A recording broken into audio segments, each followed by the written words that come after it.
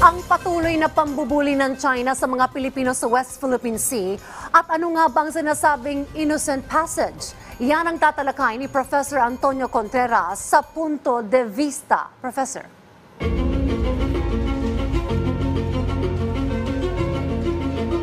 Maraming salamat.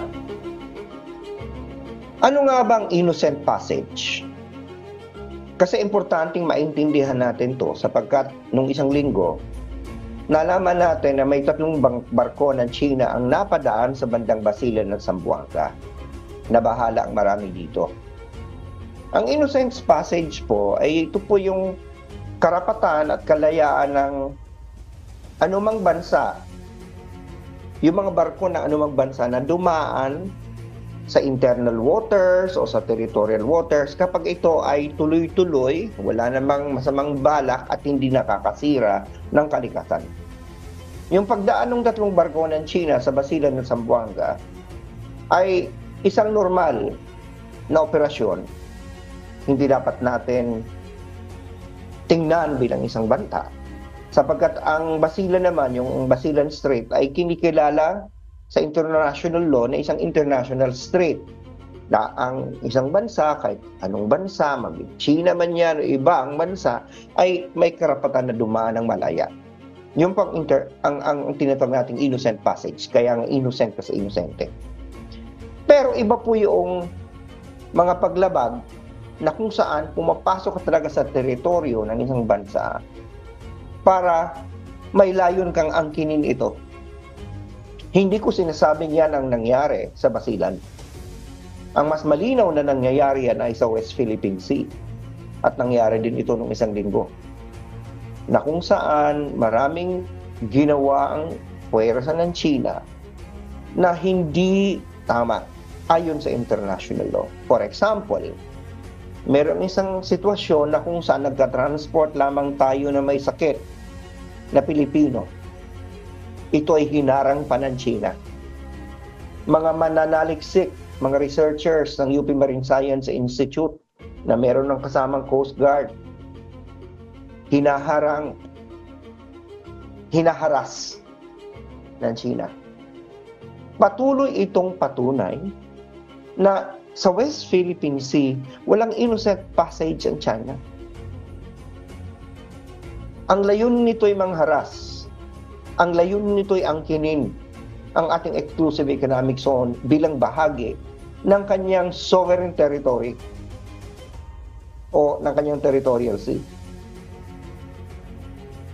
Nalaman pa nga natin, sabi ng China, pwede daw tayong magdala ng mga gamit, mga pagkain sa ating mga kababayan sa BRP Sierra Madre kung magpapaalam lamang sa kanila.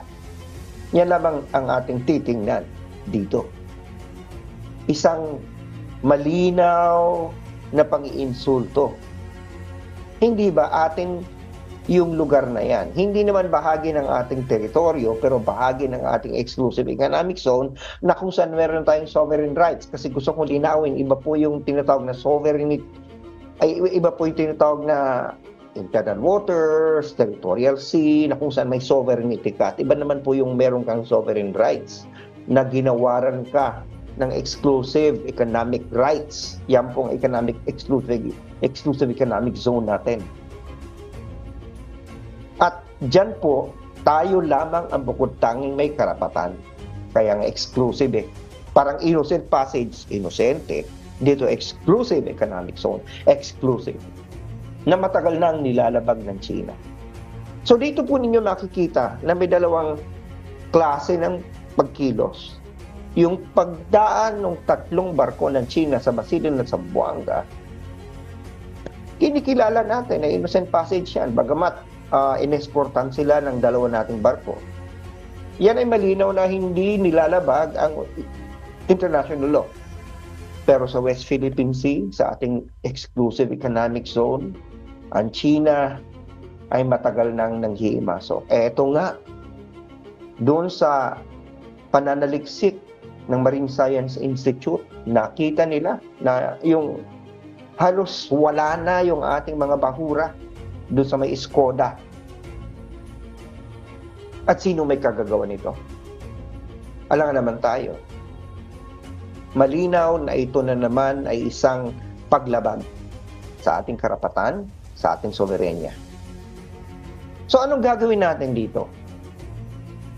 Sabi ng iba, huwag daw tayong masyadong maingay kasi baga daw tayo digmain ng China. Hindi naman tayo nakikipagdigma. Pero hindi na pa tayo manahimik. Dapat patuloy natin itong pag-usapan, patuloy tayong mag-ingay, patuloy nating expose ang ginagawa ng China sa buong mundo. At diyan nga, nagiging very effective yung pagkakaroon natin ng mga media, mga journalists na naka-embed sa mga barko, sa mga paglayag, para malayang makuhanan ang mga paglabag na ito ng China. Almost real time na po nakikita ng buong mundo. Hindi lamang ng buong bansa, kundi ng buong mundo. Ang mga pananalakay, mga pambabraso, mga pambubunggo, pagbubuga ng mga tubig ng China. Ilagay natin sila sa defensive. Ipahiya natin sila. Let us isolate them. I think that is the most important thing that we can do. We are not declaring a war. We're just defending what is ours. Then, ang dapat natin laging i-insist.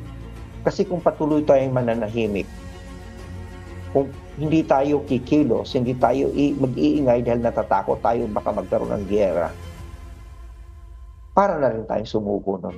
Para na rin natin isinuko ang ating karapatan, isinuko natin ang ating soberenya. Nakakahiya tayo nito. So, yan lamang po ang aking punto de vista ngayong araw na to. Maraming salamat at balik sa inyo dyan sa studio.